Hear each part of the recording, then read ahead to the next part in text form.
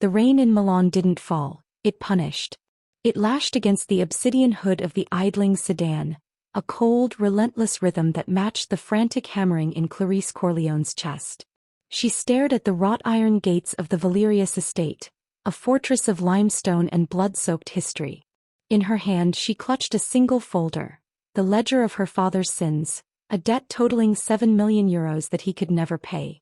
But he wasn't paying with currency tonight. He was paying with her. Before we step into the lion's den, I want to say a heartfelt hello to everyone joining us today. Whether you're watching from the quiet streets of London, the bustling heart of New York, or right there in the soul of Italy, welcome. How are you all doing today? I truly hope you're ready for a story that explores the thinnest line between obsession and devotion. If you haven't joined our family yet, please hit that subscribe button and turn on notifications. Your support is the heartbeat of this channel, and I'd love to know where in the world you're watching from. Drop your city in the comments below. Clarice stepped out of the car, her heels clicking like a countdown on the wet pavement. She didn't look back at her father, who sat weeping in the back seat, a broken man who had gambled away his daughter's life to stay above ground.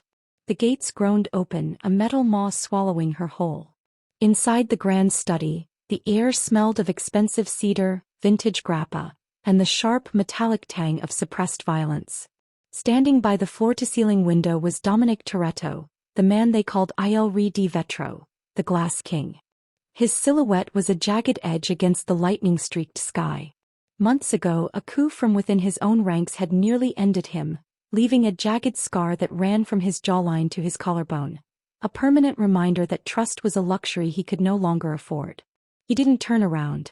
"Your father is a coward, Clarice," he said, his voice a low, gravelly rasp that made the hair on her arms stand up. "He sends a lamb to a wolf and expects me to be satisfied with the wool." "I'm not here to be a lamb," Clarice replied, her voice steady despite the tremor in her knees. She stepped into the light, her white silk dress a stark contrast to the shadows of the room. "I am the payment. You want control? You want to show the families that you own everything your enemies touch? Then take me. Make me the living proof of your reach." Dominic turned then, and the sheer gravity of his gaze felt like a physical weight. His eyes weren't cold. They were hollow, stripped of everything but the raw necessity of power. He walked toward her, the distance closing until she could feel the heat radiating from his tailored suit. He reached out, his gloved hand tilting her chin upward.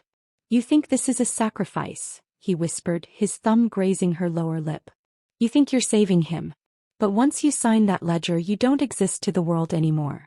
You are a ghost in my halls. A shadow in my bed. Property."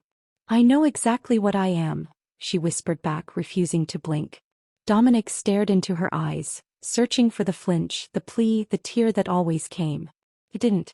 Instead, he saw a fire that mirrored his own, a desperate, scorched earth determination. For the first time since the betrayal that had shattered his empire, Dominic felt a flicker of something other than rage. "The debt is accepted," he said, his voice dropping an octave as he leaned into her ear. "But remember this, Clarice. I don't just own your time. I own your breath. I own your secrets. And God help you if I find you're hiding even one." He pulled away, signaling the guards to take her father away. As the doors clicked shut, leaving Clarice alone in the suffocating silence with the most dangerous man in Europe, a single question echoed in her mind. What happens to the soul when it becomes the property of a man who claims he no longer has one? The silence following Dominic's decree was heavier than the Milanese rain. Clarice stood in the center of the room, her silhouette reflected 1,000 times in the polished marble floor. She was no longer Clarice Corleone, daughter of a merchant. She was a line item in a ledger, a ghost in a gilded cage. Dominic didn't summon a maid to show her to a cell. He didn't call for a guard to drag her to the basement. Instead, he poured 2 fingers of amber liquid into a crystal glass and gestured toward a chair that looked like it belonged in a museum. "Sit," he commanded. It wasn't a request. It was an observation of reality. As Clarice sat, she took in the man properly. Dominic Toretto was a study in controlled devastation. His reputation preceded him. A man who had inherited a crumbling syndicate and turned it into a diamond-hard monopoly through sheer, calculated ruthlessness. But up close, the Glass King looked less like a monarch and more like a soldier who had survived a war no one else knew was happening. His movements were efficient, devoid of wasted energy, yet there was a tension in his shoulders that suggested he was always waiting for the next blade to find its mark. "You're wondering why I didn't send you to the guest wing," Dominic said, walking behind his massive mahogany desk. He didn't look at her. He looked at the security monitors built into the wall, a grid of glowing eyes watching every corner of his fortress. "I assumed you had a specific brand of cruelty in mind," Clarice replied, her voice gaining a sharpness that surprised even her. Dominic paused, a ghost of a smirk ghosting his lips. "Cruelty is for men who lack imagination. My enemies think I've grown soft because I didn't execute everyone involved in the spring coup. They think because I bleed I am weak. You, Clarice, are going to be my living shield. You will be at my side during every meeting, every dinner, every negotiation. You will be the silent witness to my absolute ownership. When they see you, beautiful, defiant, and utterly bound to me, they will remember that I take what I want and I keep what I take." Clarice felt a chill that had nothing to do with her damp clothes. This wasn't just about a gambling debt. She was a prop in a high-stakes play of psychological warfare. "And what do I get in return for being your trophy?" "You get to keep your father alive," Dominic snapped, his eyes flashing with a sudden violent intensity. "And you get the protection of the Toretto name. In this city, that is the difference between breathing and being buried in a shallow grave." As the night deepened, the cast of this dark theater began to emerge. The door opened without a knock, and a man stepped in who looked like the antithesis of Dominic's cold steel. Vito Sullivan was Dominic's consigliere and oldest friend. He had a face that suggested he told jokes at funerals, but his eyes were as sharp as a razor. He took one look at Clarice and then at Dominic, a slow whistle escaping his teeth. "So the rumors are true," Vito said, leaning against the doorframe. "You actually went through with it. You bought a Corleone." "The debt was validated, Vito," Dominic said coldly. "Check the perimeter. The Moretti family is sniffing around the docks again. They think I'm distracted." Vito glanced at Clarice, his gaze lingering with a mix of pity and curiosity. "She doesn't look like property to me, Dom. She looks like a headache." Clarice watched their exchange, realizing that even within these walls, there were layers of secrecy. Vito was loyal, yes, but there was a flicker of hesitation in his voice when he looked at Dominic, a residue of the betrayal that had nearly cost them everything. Later that evening, Clarice was escorted to a suite that adjoined Dominic's own. It was opulent, draped in heavy velvets and smelling of jasmine, but the windows were reinforced with polycarbonate glass that wouldn't shatter under a sledgehammer. As she unpacked the small bag she was allowed to bring, she found a photograph tucked into the lining, her mother who had passed away years ago, smiling on a beach in Sicily. Clarice's deepest fear wasn't death, it was being erased. She had spent her life being the responsible daughter, the one who fixed her father's messes, the one who stayed quiet. Now she was in a house where her only value was her presence as a symbol. But as she stared at the door connecting her room to Dominic's, she felt a strange, flickering spark of motivation. If she was to be a shadow, she would be the one that learned where all the bodies were buried. "I have to stop for a second and ask, are you enjoying the tension building between Clarice and Dominic? I'm so curious to hear what you think of Dominic's Glass King persona. If you're finding this story as addictive as I am, please make sure you've liked the video and shared it with a friend who loves a good high-stakes romance. It helps the channel more than you know." Suddenly, a muffled crash came from the other side of the wall. Clarice froze. It sounded like glass breaking, followed by a low, guttural groan of pain. Ignoring the instinct to stay hidden, she pushed open the connecting door. The room was bathed in the red glow of a dying fire. Dominic was slumped in a chair, his shirt discarded. In the dim light she saw it, not just the scar on his neck but a map of agony across his back. Old burns, fresh bruises, and the jagged entry wound of a bullet hole that clearly hadn't healed correctly. He was shaking, his hand clutching a bottle of scotch so hard his knuckles were white. "Get out," he hissed, his eyes squeezed shut. Clarice didn't move. She saw the bottle of antiseptic on the table and the discarded bandages. He was trying to tend to his own wounds, a king who couldn't even trust a doctor to see him at his weakest. "You can't reach the center of your back," she said softly, stepping into the room. "I said leave," he roared, turning toward her. But the movement caused him to hiss in pain and he sank back, his breath coming in ragged gasps. Clarice walked over and took the antiseptic from the table. She felt a strange surge of empathy for the monster. He was a man who owned half of Italy, yet here he was rotting from the inside out in a room full of gold. "If you want to prove to your enemies that you have absolute control," she whispered, kneeling behind him, "you should probably start by not dying of an infection in your own bedroom." Dominic went still. The air between them crackled with a new kind of energy, not just the threat of violence but the terrifying intimacy of shared pain. For a long moment she thought he might strike her. Instead he let out a long, shuddering breath and slumped forward, allowing her to see the full extent of the damage. As she began to clean the wounds, Clarice realized that Dominic Toretto wasn't just a man who took what he wanted. He was a man who had lost so much that he had forgotten how to hold anything without crushing it. And she, the girl sold for a debt, was the only person in the world currently allowed to touch his skin.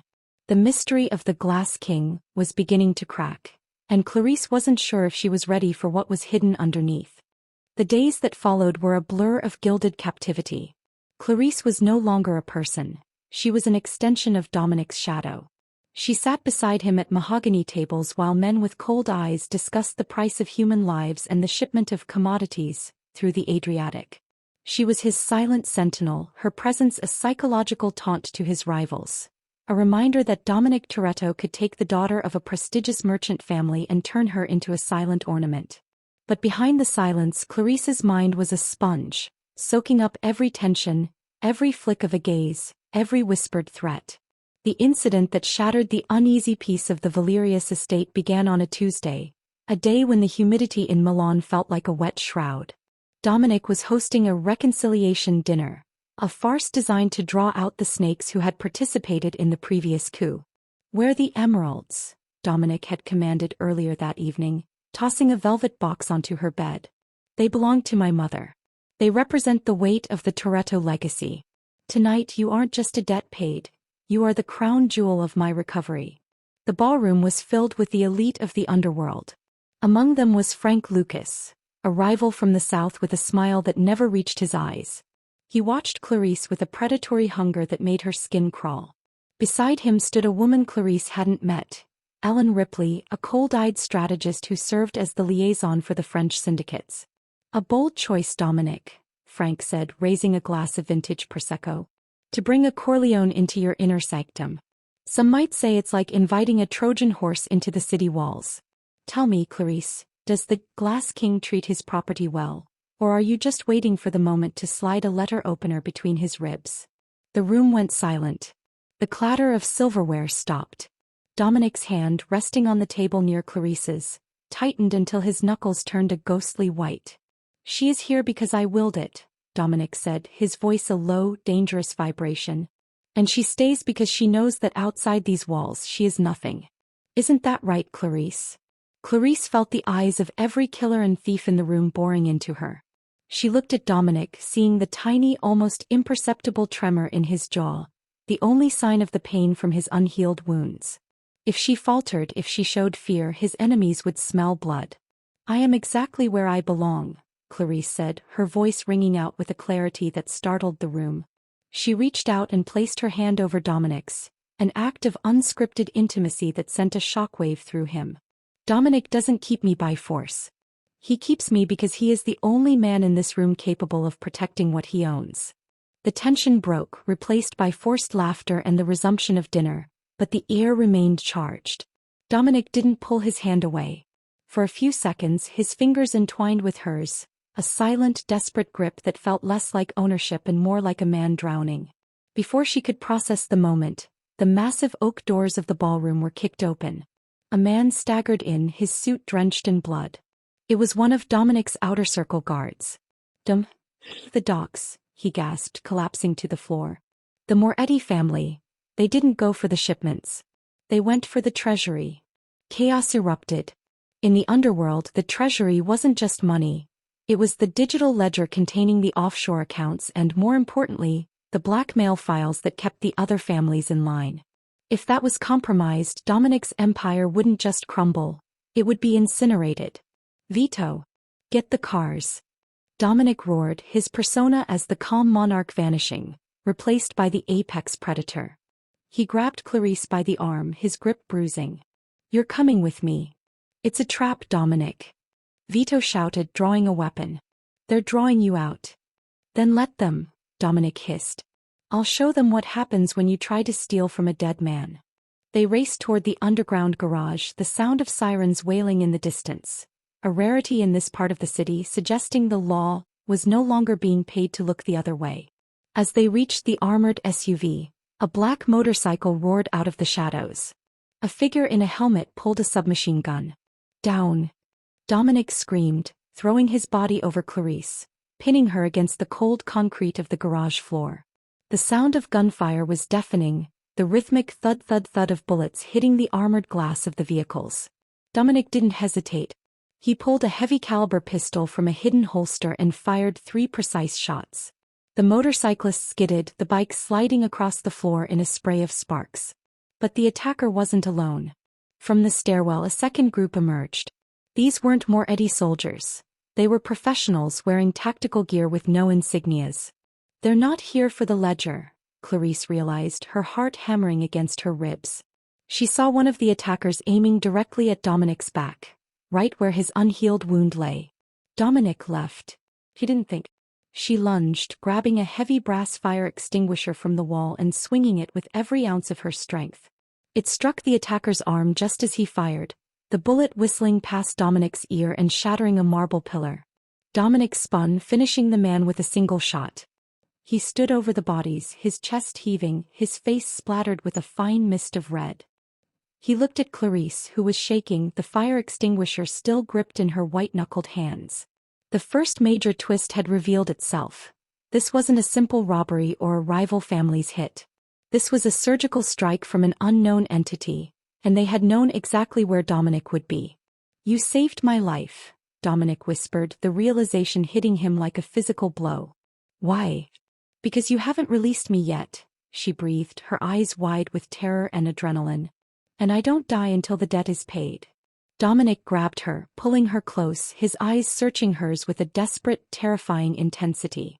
For the first time, the Glass King didn't look like property or a trophy.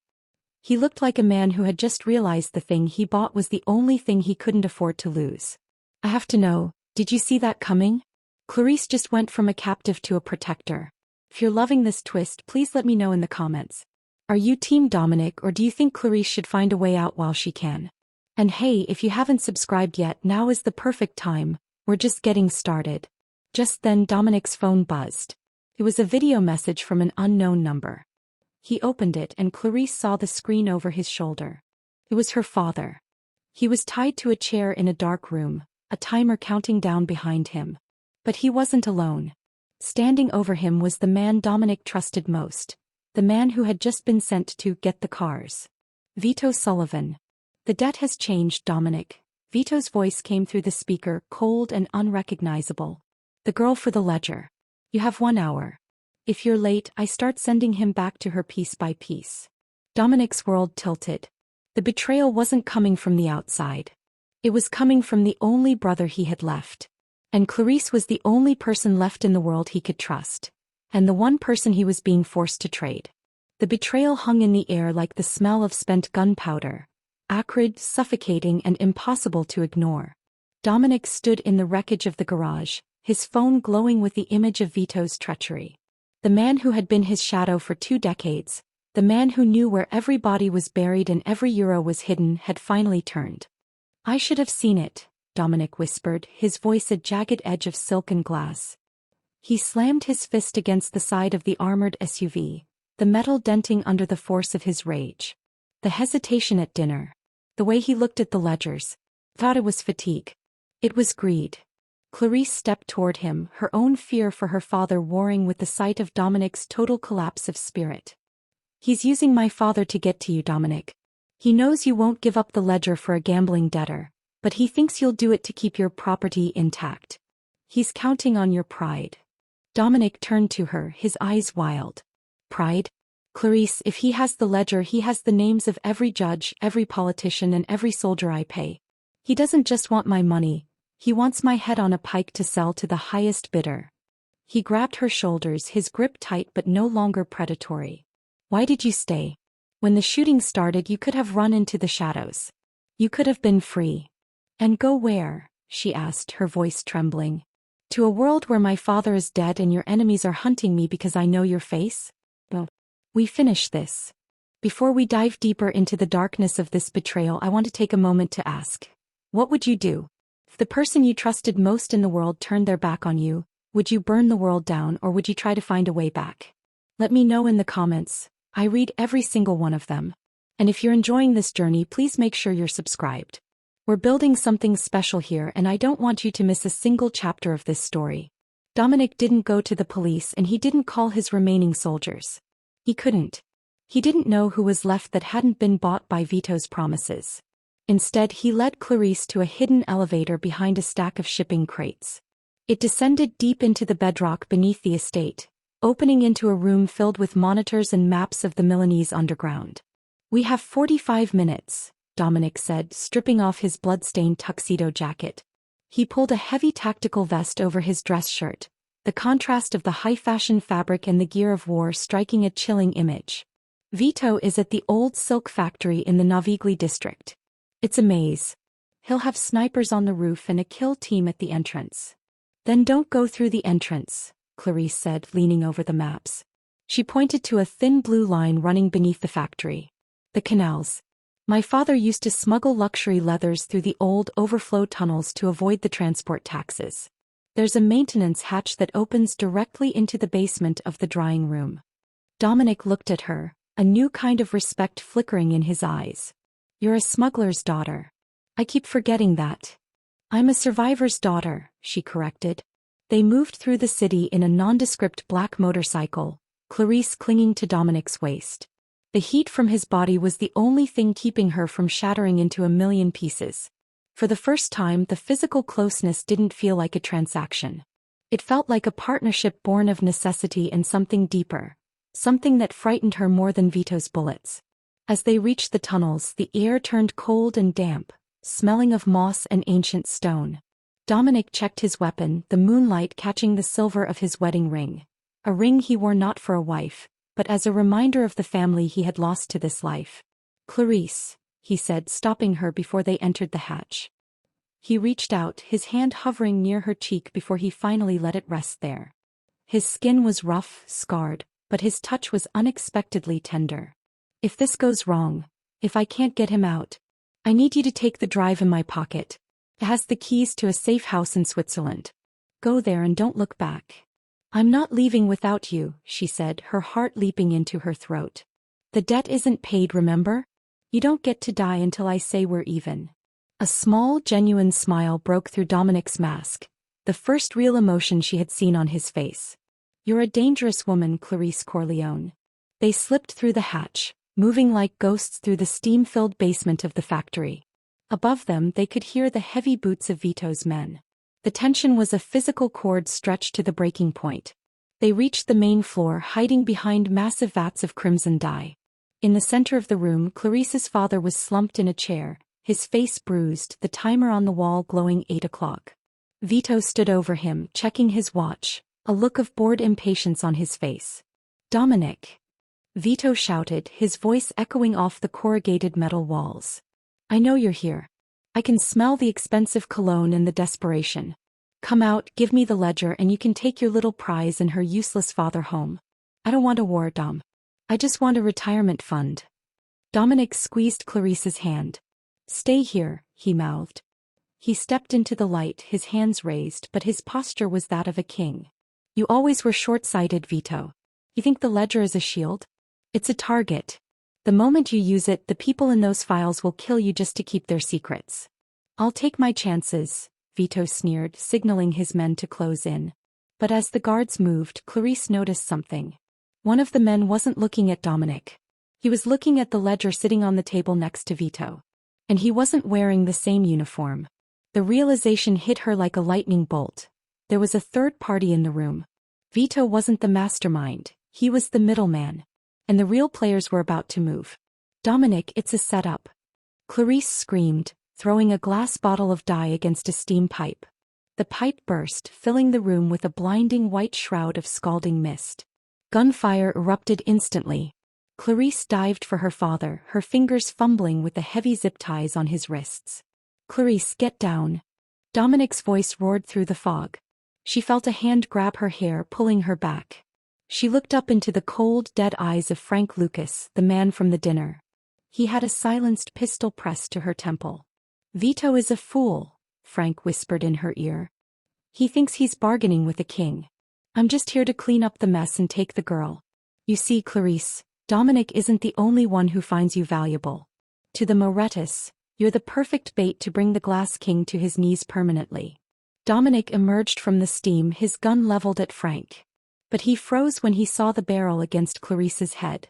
The timer on the wall hit 1 o'clock. The rising tension had reached its zenith. Dominic was caught between his empire, his life, and the woman who had become the only light in his darkened world. His hand, usually steady as a surgeon's, began to shake. "Let her go, Frank," Dominic said, his voice dropping to a whisper that promised 1,000 deaths. "This is between us." "Is it?" Frank laughed. "Look at you. The great Dominic Toretto, paralyzed by a debt. You didn't buy her, Dom. She bought you." The steam from the burst pipes swirled around them like a living ghost, turning the factory floor into a vision of purgatory. The digital timer on the wall flickered. 0:45. The red glow bleeding into the white mist. Dominic stood frozen, his weapon leveled at Frank Lucas, but his eyes were locked on Clarice. For the first time, the Glass King looked like he was made of nothing but brittle, breaking shards. "Drop the gun, Dominic," Frank sneered, digging the muzzle of his pistol deeper into Clarice's temple. "Or we see if her quiet strength can stop a 9mm round. Vito, get the ledger. Now." Vito moved toward the table, but he was limping, his face pale. He reached for the heavy leather-bound book, but as his hand touched the cover, he stopped. He looked at Dominic, then at Clarice's father, who was sobbing silently into his gag. "I didn't want this, Dom," Vito croaked. "I just wanted out. But they told me what was really in the Corleone files." Dominic's brow furrowed. "What are you talking about?" "It's a gambling debt. 7 million euros. "No," Clarice's father, Arthur Corleone, suddenly muffled a scream, shaking his head violently. Clarice looked from her father to the ledger. A cold, oily sensation began to pool in her stomach. She looked at Dominic, who seemed just as lost. "Dominic," she whispered, her voice steady despite the gun at her head. "The debt, it wasn't just about money, was it?" Frank laughed, a jagged, ugly sound. "The girl is smarter than the king. Tell him, Arthur. Tell your savior what you really traded away in those poker games in Macau." Frank reached out and ripped the gag from Arthur's mouth. The older man collapsed forward, his voice a broken rasp. "I'm sorry, Clarice. I'm so sorry. It wasn't just 7 million. I sold the blueprints, the security codes to the Toretto vaults. I gave them the maps of the underground tunnels." The world seemed to tilt on its axis. Dominic's face went completely bloodless. The betrayal that had nearly killed him months ago, the coup that had left him scarred and paranoid, hadn't started with his soldiers. It had started with the man whose daughter he was now trying to save. "You." Dominic's voice was barely a whisper, a sound of profound, soul-deep agony. "You were the leak. You're the reason my brother is dead. They were going to kill me, Dominic." Arthur wailed. "I had to give them something. And then I realized, if I sold Clarice to you, I could get close again. I could feed them more info to pay off the rest of my markers. I'm her father. I knew you wouldn't hurt her." Clarice felt as if the floor had disappeared. Every moment of her sacrifice, every ounce of her quiet strength she had used to protect her father, had been a lie. She wasn't a hero saving her family. She was a pawn being used by her father to finish the job of destroying the man she was beginning to. She couldn't even finish the thought. The betrayal was absolute. She looked at Dominic, expecting to see the monster return, expecting him to turn his gun on her and her father and end the line of Corleone right there. But Dominic didn't fire. He looked at Clarice, and the anger in his eyes was eclipsed by a devastating, raw vulnerability. He saw her horror. He saw that she was as much a victim of this lie as he was. "Is that it?" Dominic asked, his voice shaking. "Everything we've been through the last few weeks. Was it all a play, Clarice? Did you know?" "No," she screamed, tears finally breaking through. Dominic, I swear to you I thought I was buying his life. I didn't know he was the one who hurt you. Before we go any further into this heart-wrenching revelation, I have to ask you, can you even imagine the weight of that truth? To find out your sacrifice was built on a lie?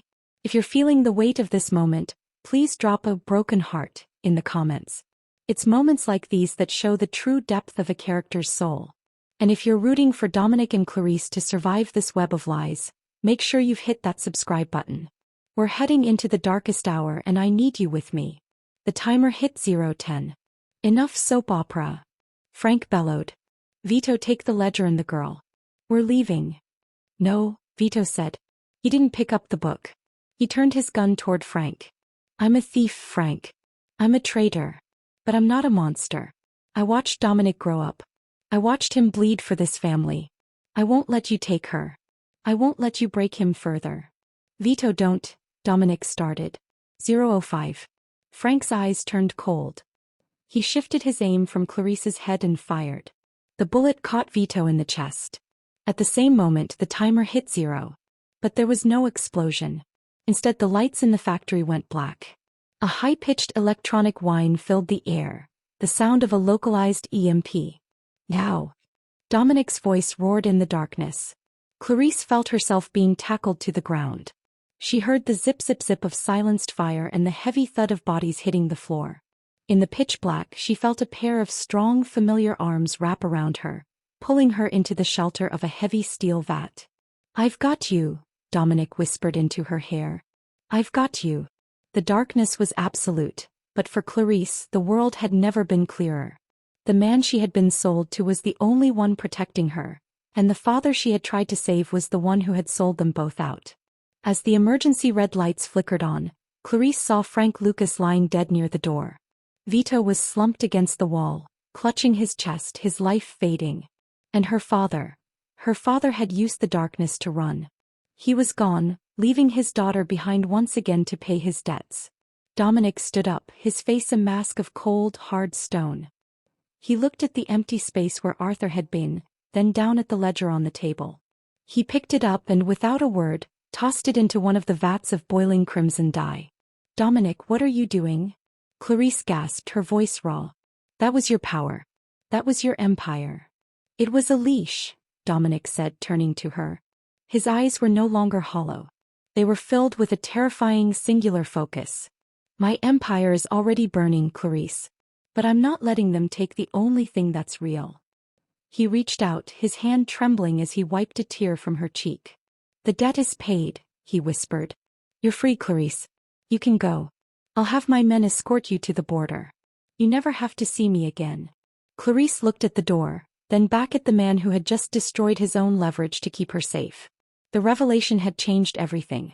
He wasn't the Glass King anymore. He was just Dominic. And she realized that freedom meant nothing if it meant leaving him to face the wreckage alone. I'm not going anywhere, she said.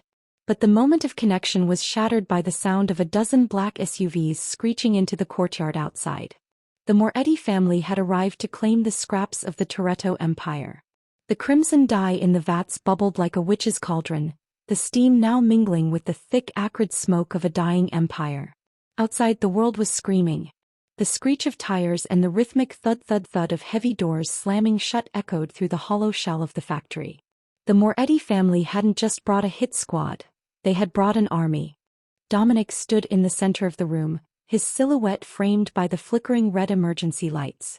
He looked down at his hands, the hands that had built a kingdom of fear, and then at Clarice. The ledger, his life's work and his only insurance policy, was a dissolving mass of pulp in the vat behind him.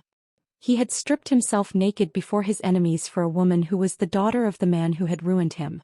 You have to leave, Dominic said, his voice devoid of its usual command. It was a plea hollow and desperate. There is a service tunnel behind the drying racks. It leads to the canal. If you swim, if you stay low, they won't see you in the dark. I told you I'm not leaving you, Clarice replied, her voice cracking but her eyes like flint. Look at me. Dominic roared, grabbing her by the shoulders. The intensity in his gaze was terrifying. I am a dead man, Clarice. I have no ledger. I have no consigliere. My soldiers are either dead or waiting to see which way the wind blows. If you stay here, you die with a ghost. Is that what you want? To be the final payment for a debt that was a lie from the start. I'm not here for the debt anymore, she screamed back, the sound echoing off the cold metal walls. I'm here for the man who didn't let me go when he had every reason to hate me. You think I don't see it? You think I don't see the man behind the glass king? You're terrified, Dominic. Not of dying, but of being alone when it happens. Dominic flinched as if she had struck him. He let go of her, his breath coming in ragged, shallow hitches. He was a man who had mastered every variable, yet he was completely undone by the simple, brutal honesty of a woman who should have been his enemy. Before the shadows close in completely, I want to check in with you all. This is the moment where everything feels impossible. Have you ever felt like you were standing in the middle of a fire with no way out? Tell me your stories in the comments. I find so much strength in your resilience. And if you're gripping your seat right now, please subscribe and stay with us. The darkest hour is here and we need each other to find the light. A megaphone crackled from outside, the voice of Ellen Ripley, the strategist who had been playing both sides, slicing through the night. Dominic, we know you're in there. We know the ledger is gone. We watched the smoke from the chemicals. You have nothing left to trade. Send out the girl and we might let you choose your own exit. Keep her and we burn the building with both of you inside. Dominic looked at the ceiling. The factory was an old tinderbox, filled with dried silk and chemical accelerants. If they threw a single incendiary, the place would become a crematorium in minutes. They want me, Clarice whispered. They think I'm the leverage. No, Dominic said, a cold, dark realization settling over his face. They don't want you as leverage. They want to kill you in front of me to prove that I am powerless to protect even a single soul. It's a message, Clarice. A message to the rest of Italy. He moved to a heavy iron locker and pulled out 2 submachine guns and a tactical belt. He began to load them with a mechanical, eerie calmness. This was the behavior of a man who had accepted his end. He handed a small, compact pistol to Clarice. Do you know how to use this? My father taught me, she said, her hands shaking as she took the cold steel. He said a Corleone should never be the only one unarmed in a room. Your father was right about one thing, Dominic said, looking at the door as the first heavy blows began to rain against the steel. But he forgot that a Corleone should also never be the only one left standing. The doors groaned. A hinge snapped with a sound like a gunshot. Dominic, Clarice said, stepping into his space, forcing him to look at her. If this is it, if we don't make it to the tunnel. She didn't finish the sentence. She reached up, her fingers grazing the jagged scar on his neck, and pulled him down. The kiss was desperate, tasting of salt, smoke, and the terrifying sweetness of a final goodbye. It wasn't a romance. It was a collision. It was 2 broken people trying to fuse themselves together before the world shattered them into dust. Dominic pulled back, his eyes wet. I should have met you in another life, he whispered. In every life, she replied. The door exploded inward. The darkness was suddenly pierced by dozens of high-intensity tactical lights, blinding and intrusive. Dominic shoved Clarice behind a brick pillar just as a hail of lead tore into the vats, sending streams of red dye spraying across the floor like fresh blood. Dominic returned fire, his movements a blur of lethal grace, but he was pinned. The Moretti soldiers moved with military precision, flanking the room.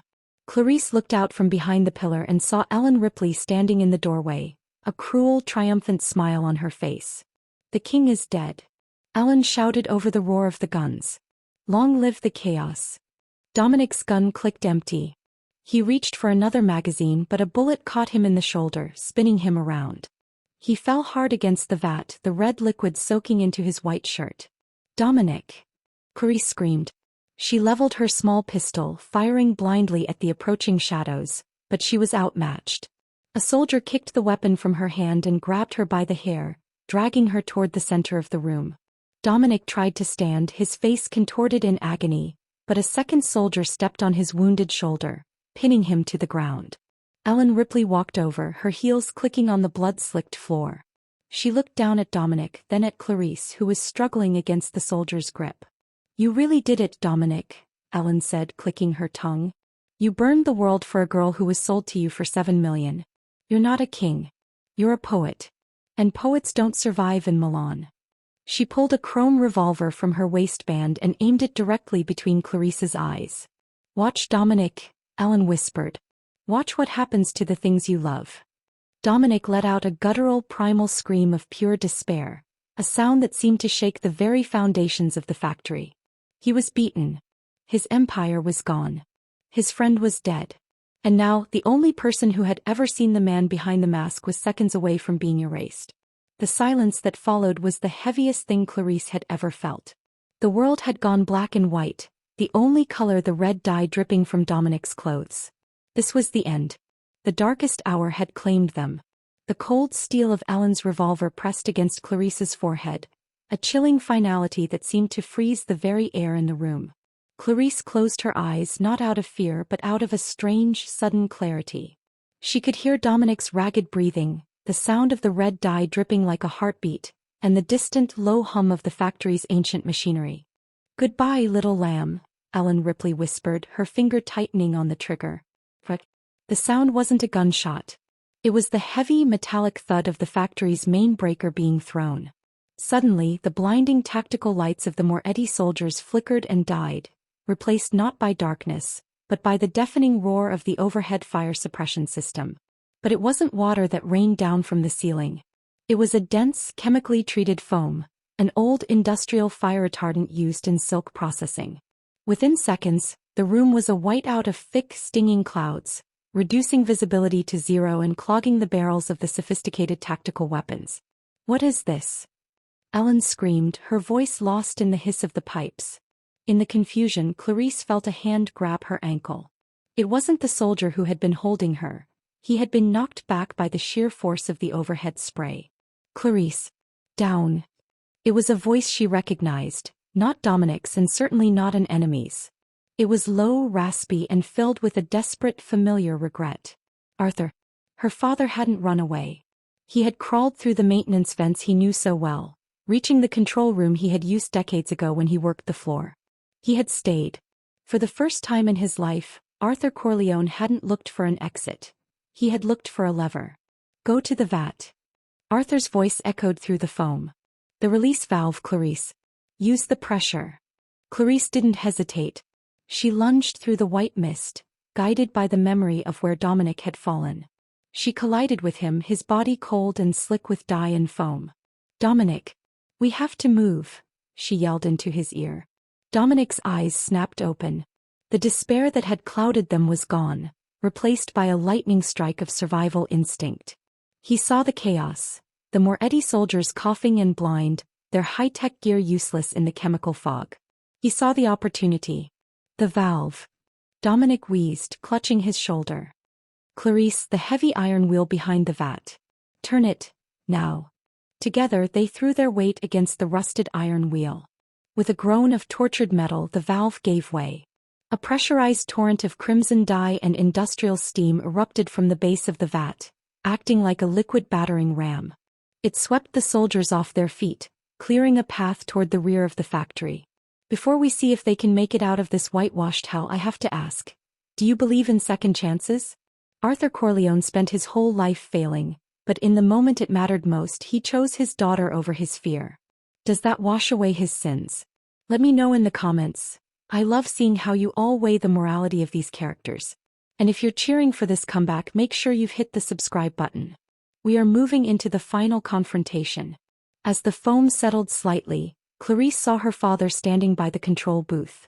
He looked older, smaller, but for the first time he looked like a man she could respect. He gestured frantically toward the tunnel entrance. "I'll hold the door." Arthur shouted. "Go." The ledger wasn't the only thing in that vat, Dominic. Tell her the truth about the safe. Dominic frozen for a split second, a look of profound realization crossing his face. He grabbed Clarice, pulling her toward the service tunnel. He's right. The ledger was a decoy. The real codes, the real power, it was never on paper. They scrambled into the tunnel just as Ellen Ripley regained her footing. She fired wildly into the mist, a bullet grazing the iron door as Arthur slammed it shut, locking it from the inside and trapping himself on the floor with the remaining Moretti soldiers to give them a head start. "Father!" Clarice screamed, her hand pressing against the vibrating metal. "Run, Clarice!" His voice came through the steel, muffled but certain. "I finally paid my own debt. Live." Dominic pulled her away, his strength returning with the surge of adrenaline. They sprinted through the dark, damp tunnel, the sound of the factory fading behind them. After what felt like miles of limestone and cold water, they emerged into a hidden boathouse on the Navigli Canal. A small, sleek wooden speedboat sat bobbing in the dark water, a relic of a different era of the Toretto Empire. Dominic slumped against the hull, his breath coming in ragged gasps. He looked at Clarice, the foam and dye making them both look like creatures from a dream. He reached into his pocket and pulled out a small water-damaged locket. He snapped it open to reveal a microfilm strip. The ledger I burned, it was just the accounts, Dominic whispered. This is the evidence of the Moretti's involvement with the government. This is the glass in the Glass King. It's the truth that shatters them. He looked at the locket, then at Clarice. My father always said power is something you hold on to until your knuckles bleed, Dominic said softly. But tonight I learned that power is useless if you have no one to share the victory with. We aren't victorious yet, Clarice said, helping him into the boat. She took the wheel, her eyes fixed on the lights of the city in the distance. They'll be waiting at the docks. They'll be waiting everywhere.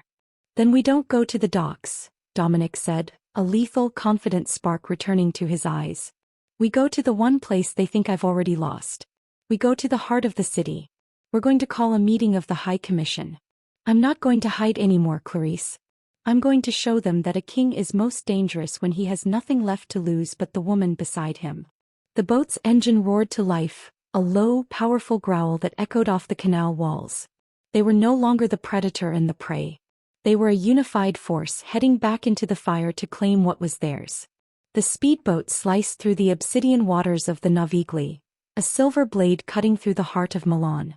The wind whipped Clarice's matted hair, the stinging spray of the canal washing away the white foam but leaving the faint, indelible stain of the crimson dye on her skin. Beside her, Dominic sat with a heavy coat draped over his bloodied shoulder, his face set in a grimace of absolute focused resolve. He wasn't just a man going to a fight. He was an apex predator returning to reclaim a stolen throne. The High Commission meets at the Palazzo della Ragione, Dominic shouted over the roar of the engine. It's a neutral ground protected by the old laws. No blood can be spilled within its walls without the consent of all 5 families. If we make it inside, they have to listen. If we don't, we'll be gunned down on the steps. Then we make it inside, Clarice said, her hands steady on the wheel. She pushed the throttle forward, the boat lurching as it surged toward the city center. As they neared the ancient stone arches of the palazzo, the perimeter was already swarming. Black-clad security teams, men loyal to the highest bidder, stood with rifles drawn. The Moretti family had anticipated a retreat, but they hadn't anticipated a frontal assault on the seat of power. Dominic, look, Clarice whispered, pointing to the balcony. Ellen Ripley was already there, standing alongside the heads of the other families. She was holding a folder, the fake ledger they had recovered from the factory ruins. She was already spinning the narrative of Dominic's demise. Wait for my signal, Dominic said. He reached into the compartment beneath the seat and pulled out a flashbang grenade and his final magazine. When I jump, you keep the boat moving. Draw their fire toward the bridge, then circle back to the southern stairs. No, Clarice said, her voice like iron. We go in together. I'm not your distraction, Dominic. I'm your witness. Dominic looked at her, and for a fleeting second, the terrifying weight of his love for her flickered in his eyes. He realized he couldn't protect her by pushing her away anymore. He could only protect her by standing beside her. Together, then. They vaulted from the boat just as it slammed into the stone pier, the impact creating a thunderous distraction. Dominic moved with a lethal, desperate speed, his suppressed pistol barking 3 times, clearing the guards at the lower gate before they could even register his presence. Clarice was right behind him, picking up a discarded weapon, her senses heightened to a point of crystalline sharpness. They burst into the great hall of the commission. The doors thudded open, echoing through the vast, vaulted chamber. The 5 bosses of the Italian underworld froze. Ellen Ripley turned, her face contorting from triumph to a mask of pure, unadulterated shock. Dominic, she gasped, her hand flying to the holster at her hip. You're dead. You should be ash. I'm a hard man to burn, Ellen, Dominic said, his voice echoing like thunder in the silence of the hall. He walked into the center of the room, blood dripping from his sleeve onto the ancient mosaic floor. He didn't look at the guns pointed at his chest. He looked at the commission. I hear there's a vacancy in the leadership. I'm here to cast my vote. You have no standing here. Frank Lucas's successor, a man named Roy Batty, snarled. You lost your ledger. You lost your territory. You're a king without a crown. The ledger was a test, Dominic said, stepping closer. He held up the locket Clarice had saved. The book I burned was full of the names of my soldiers. I did it to protect them. But this contains the digital records of the Moretti's secret deal with the Interpol task force. It shows exactly which of you Ellen Ripley was planning to sell out first to secure her own seat at this table. A murmur of lethal suspicion rippled through the room. In this world, the only thing worse than a killer was a snitch. He's lying. Ellen screamed, her eyes darting around the room. He's desperate. Kill him. But the commission didn't move. They were sharks scenting blood in a new direction. Clarice, Dominic said softly. Clarice stepped forward, holding a tablet she had synced to the locket's drive. With a single swipe, she projected the files onto the massive screens used for the commission's logistics. The room filled with the cold, hard data of betrayal, bank transfers, recorded conversations, and lists of names marked for liquidation by Ripley's hand. The silence that followed was the most dangerous thing Clarice had ever heard. Ellen Ripley realized the tide had turned. With a scream of rage, she pulled her weapon, aiming not at Dominic but at Clarice. If I lose everything, you lose her. But Dominic was faster. He didn't fire at Ellen. He tackled Clarice to the floor, shielding her with his body as the commission's own security detail. Men who followed the evidence of betrayal opened fire on Ripley. The hall erupted in a brief, violent crescendo. When the smoke cleared, Ellen Ripley lay dead on the marble, her dreams of an empire shattered. The other bosses stood in a circle looking down at Dominic and Clarice. Roy Batty stepped forward, his eyes narrowed. The Morettis are finished. The debt of the Corleones is considered settled by the blood spilled tonight. But you, Dominic, you burned your own ledger. You gave up your leverage over us to save a girl. Why should we let you keep your seat? Dominic stood up, pulling Clarice to her feet. He didn't reach for his gun. He looked at the most powerful men in Italy and spoke with a quiet, terrifying authority. Because I'm the only man in this room who knows exactly what he's willing to die for, Dominic said. And a man who has already seen the end of the world and come back is a man you don't want as an enemy. I don't need a ledger to rule. I have the truth. And the truth is I'm still standing. The bosses looked at each other. They saw the blood, the dye, and the fire in the eyes of the man and the woman before them. One by one they inclined their heads. The Glass King returns, Roy Batty whispered. I have to stop for a moment. Did you see that? Dominic didn't win with a bigger army. He won with the truth and the sheer force of his devotion to Clarice. This is the moment where justice and love finally collide. If you're as moved by this resolution as I am, please tell me in the comments. What was your favorite part of the showdown? And if you haven't subscribed yet, you're going to want to see how this all ends. We're heading into the final chapter. Dominic turned to Clarice. The adrenaline was fading, replaced by a profound, exhaustion-fueled tenderness. He reached out and cupped her face, his thumb moving over the spot where Ellen's gun had pressed just an hour before. It's over, he whispered. You're free, Clarice. Truly free. Your father's debt is gone. The Morettis are gone. You can walk out of those doors and never look back. Clarice looked at the doors, at the moonlight spilling into the hall, and then back at Dominic. She saw the man who had burned his world to keep her breathing. I told you once before, Dominic, she said, her voice echoing with a new, permanent strength. I'm not going anywhere. The sun rose over Lake Como, not with the punishing heat of the city, but with a gentle, golden warmth that seemed to wash the very memory of the previous night from the sky. The water was a mirror of sapphire and silk, unruffled by the storms that had nearly drowned the Toretto Empire. Dominic stood on the stone balcony of the villa, his shoulder bandaged beneath a crisp linen shirt. The Glass King was gone. In his place was a man who looked younger, his features softened by a peace he had never allowed himself to imagine. He watched the horizon, but his ears were tuned to the sound of footsteps behind him. Clarice stepped out, her white dress catching the morning breeze. She looked at him, not as a captive looking at a master and not as a daughter burdened by a father's sins. She looked at him as an equal. "The commission sent word," she said softly, leaning against the balustrade beside him. "The transition is complete. Vito's estate has been liquidated to pay the family's reparations.